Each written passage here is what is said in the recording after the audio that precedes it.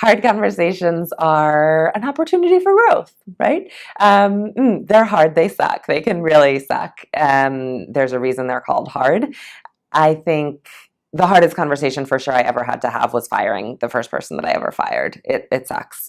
Really good human being, and it was really hard to do.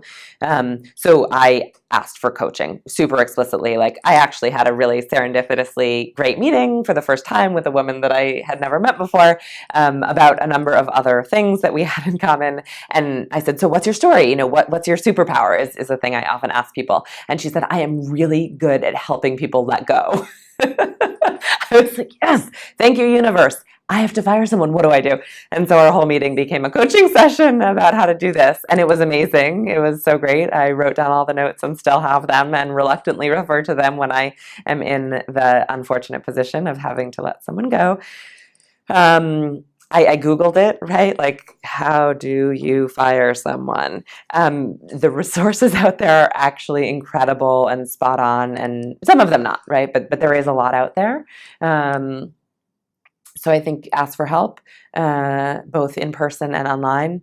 And the second piece is, the worst case scenario game, if you've ever played that as an entrepreneur. It's a fun one. So it works in a lot of situations, but in a hard conversation, you can say, what's the worst that would happen here?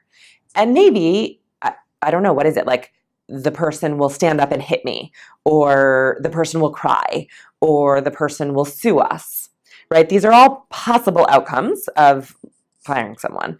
And so then you go down, okay, what if the person sues us?